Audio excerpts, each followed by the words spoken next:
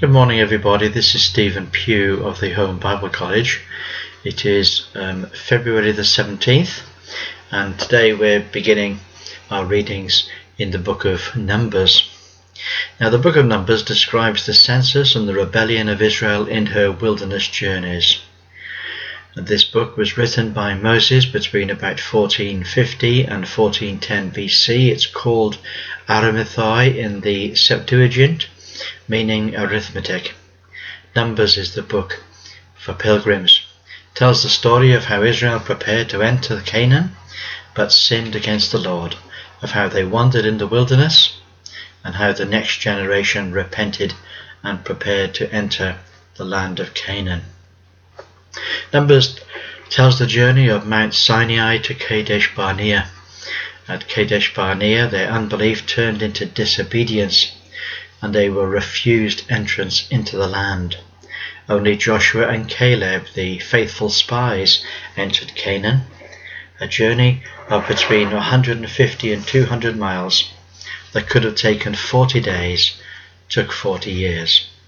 After 40 years, when they came back to the same place, Kadesh Barnea, at the very first census they had 603,550 fighting men, but only 601,730 at the second census. In Hebrews we have a commentary regarding this period, Hebrews chapter 3 verse 8. In fact, Hebrews chapter 3 verse 8 and the succeeding verses are a commentary, are a crystallization of the whole message of the book of Hebrews. It says this.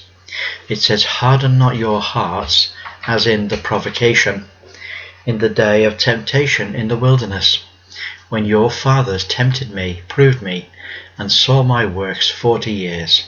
Wherefore I was grieved with that generation, and said, They do always err in their heart, and they have not known my ways. So I swear in my wrath, they will not enter into my rest. Take heed, brethren, lest there be any of you an evil heart of unbelief in departing from the living God. But exhort one another daily while it is called today, lest any of you be hardened through the deceitfulness of sin. For we are made partakers of Christ, if we hold the beginning of our confidence steadfast unto the end.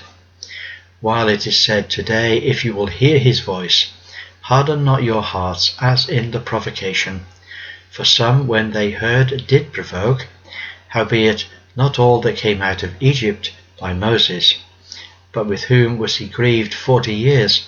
Was it not with them that sinned, whose carcasses fell in the wilderness, and to whom he sware that they should not enter into his rest, but to them that believed not? So we see that they could not enter because of unbelief." So the children of Israel got ready to march, but they march in order. But before they set out, the whole nation is counted, and then the Lord specifies the arrangement in which they are to go forward together. And lastly, today we see the Israelites are counted separately. The Lord instructs Moses to count the children of Israel according to their tribes and their house. Only males above 20 years of age, and one man was chosen head of each tribe. I should say that the quotation I brought to you from Hebrews is unique to the Hebrews. It's not something that can ever be said to Christians at all.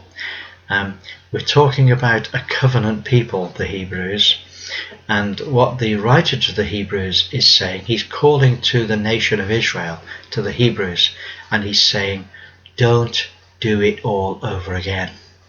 Don't rebel against Christ, the Messiah of Israel, like your fathers did in the desert. And that really is the message of the letter to the Hebrews. It's not specifically a letter written to Christians as such.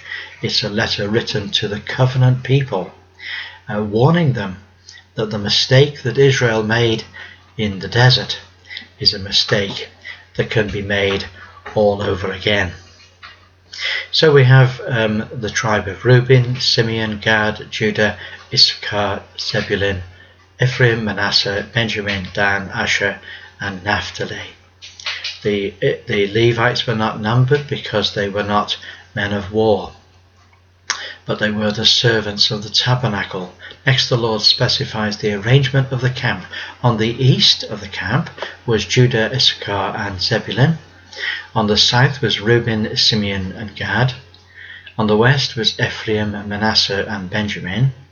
And on the north, Dan, Asher, and Naphtali. The Levites surrounded the tabernacle, and then the Lord told Moses to number the children of Levi from 1 month old and upward. There were 22,000 of them. Then Moses numbered all the firstborn of all Israel that belonged exclusively to the Lord, and the number of all the firstborn of Israel was 22,273. It's fascinating that not only does God number the children of Israel, because every single one of them was important to him, but he also specifies where they're to live and what they're to do, and that they're to be men of war, and that they are to be ready to fight. The children of Israel were, the men that were counted were men of war. Apart from the Levites, they were men of war, and they were called upon to prepare themselves and to be ready to fight. And that's exactly what Israel did. And I think that that's a general example for all Christians. We are in the battle of the Lord, and we need to be ready to take our place in the front line. Well, God bless you. It's great to speak to you, and I look forward to catching up with you again tomorrow. So have a great day. Bye for now.